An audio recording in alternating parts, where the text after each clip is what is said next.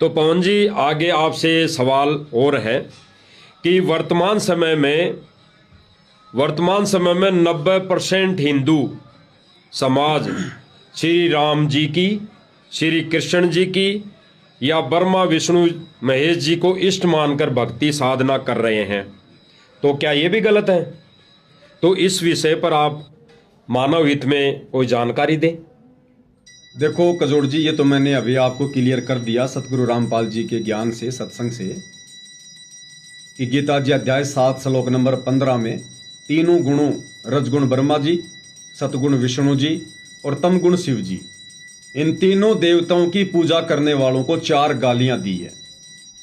जो गीता का ज्ञान देने वाला जो ब्रह्म है, इनका जो पिता है ब्रह्मा विष्णु महेश का, जो कि गुप्त रहता है, सबको दर्शन नहीं देता, सबके सामने नहीं आता है, जिसको ज्योत स्वरूपी कहते हैं, वो साफ साफ कह रहा है अध्याय 7 श्लोक नंबर 15 में कि मेरी पूजा ना करके, मुझ ब्रह्म की पूजा ना करके, और जो माया के द्वारा ये 3 जो गुण हैं ब्रह्मा विष्णु महेश, जो इनकी पूजा में लगा हुआ, तीनों गुणों की पूजा में लगा हुआ है, वो राक्षस स्वभाव को धारण किए हुए मनुष्यों में नीच दूषित कर्म करने वाले मूर्ख लोग मुझ ब्रह्म की भी पूजा नहीं करते। तो गीता जी तो बिल्कुल क्लियर, उन्होंने साफ साफ बोल ही दिया है कि ब्रह्मा विष्णु महेश तक की पूजा किसी भी शास्त्र में नहीं है, कोई विधान नहीं है। अब आप कह रहे हैं कि पूरा का पूरा हिंदू समाज श्री राम और श्री कृष्ण जी की भक्ति पर आधारित है, श्री राम और श्री कृष्ण को अपना इष्ट मानकर उनकी पूजा करता है, तो क्या यह भी गलत है? सरासर गलत है। जब ब्रह्मा विष्णु महेश की पूजा का विधान नहीं है, तो राम और श्री कृष्ण जी तो उनके अंश अवतार हैं, ये तो उनसे भी थोड़ी शक्ति लेकर धरती पर आए थे। तो कहीं भी श्री रामचंद्र जी की पूजा का या श्री कृष्ण चंद्र जी की पूजा का विधान नहीं है। हाँ, मनमुखी पूजा आप चाहे पत्थरों की करो, दुनिया कर रही है, मनमुखी रूप से आप चाहे किसी जानवर की पूजा करो, बहुत सारे लोग कर रहे हैं, समाधियां बना बना के भैंसे की, गाय की पूज रहे हैं दुनिया, वो उनका अपना मता है। और जो लोग विशेषकर हिंदू समाज में श्री राम को अपना इष्ट मानकर पूज रहे हैं, श्री कृष्ण को अपना इष्ट मानकर पूज रहे हैं, तो उनकी वैसे तो पूजा का विधान नहीं है, फिर भी यदि वो उनकी पूजा करते हैं उनको इष्ट मान के, तो उनको मिलेगा क्या? देखिए, आप जिसको भी अपना इष्ट मान के पूजेंगे, उसके गुण स्वतः ही आपके अंदर आना शुरू होंगे, ऑटोमेटिक। आप जिसकी संगति करेंगे, अगर आप शराब पीने वाले की संगति करेंगे, तो ऑटोमेटिक आपके अंदर वैसे गुण आएंगे। किसी मांस खाने वाले की संगति करेंगे, आपके अंदर ऑटोमेटिक वो गुण आएंगे, क्योंकि संगत और कुसंगत का बहुत बड़ा असर पड़ता है। अब जो लोग विशेषकर हिंदू समाज में श्री राम को इष्ट मानकर पूजते हैं, तो कैसे तो उनका भला होगा, कैसे उनकी मुक्ति होगी और कैसे उनके सद्विचार होंगे। इसीलिए तो पूरे समाज का मानसिक स्तर नीचे गिरा हुआ है, धार्मिक स्तर नीचे गिरा हुआ है। पहले ये तो देख लो कि जिसको मैं इष्ट मान के पूज रहा हूं, वो इष्ट मानने के योग्य है या नहीं है। उसके जीवन चरित्र के ऊपर एक नजर डाल लेनी चाहिए कि यदि मैं इनकी पूजा शुरू करूंगा इष्ट मानकर, तो इनके गुण स्वतः मेरे अंदर आएंगे।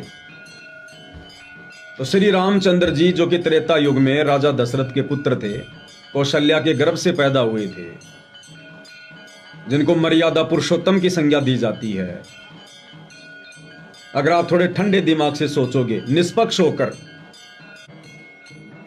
मैं गारंटी देता हूं, कोई भी धर्म गुरु इस सवाल का जवाब नहीं दे सकता। कौन सा सवाल? कि श्री रामचंद्र जी ने अपने जीवन काल में अगर एक भी कोई धर्म का कार्य किया हो, तो आप उनके जन्म से लेकर उनकी मृत्यु तक उनके पूरे जीवन काल पर नजर दौड़ा के देख लीजिए, एक भी धर्म का कार्य श्री रामचंद्र जी के जीवन में आपको देखने को नहीं मिलेगा, सिवाय लड़ाई झगड़े और मार काट के। और क्या सीखेंगे हम उनके जीवन से? क्या सीखेंगे? अपनी औरत के ऊपर अविश्वास करना, ये सीखेंगे हम। जब 10 वर्ष तक सीता जी रावण की कैद में रही, उसके बाग में रही, उसके अधीन रही, और सीता जी को रावण ने बहुत ज्यादा जो है प्रताड़ित किया, डराया, धमकाया कि तू मेरी महारानी बनना स्वीकार कर ले, लेकिन सीता जी ने उसकी तरफ देखा भी नहीं। और उस सीता को रावण की कैद से छुड़वाने के बाद जब आप वाल्मीकि रामायण को पढ़ेंगे तो वाल्मीकि रामायण में साफ साफ लिखा हुआ है, रावण श्री रामचंद्र जी ने सीता को यह कहकर रिजेक्ट कर दिया था कि मैं तुझे अयोध्या वापस लेकर नहीं चलूंगा, तू अब मेरे योग्य नहीं है। हो सकता है तू रावण के संपर्क में आ चुकी है।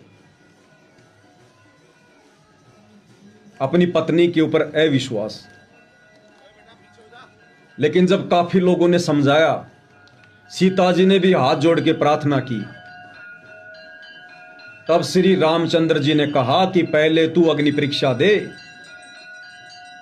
अगर तू रावण के संपर्क में नहीं आई है, उससे शारीरिक संबंध नहीं बनाए तूने, तो अग्नि में तेरा कुछ भी नहीं बिगड़ना चाहिए, और यदि तू रावण के संपर्क में आ गई तो तू जल के भस्म हो जाएगी। सीता तो पाकसाफ थी, उसने अग्नि परीक्षा को स्वीकार कर लिया और सबके समक्ष सीता जी जलती हुई, धधकती हुई आग में बैठ गई और सीता जी का बाल विवाह नहीं हुआ।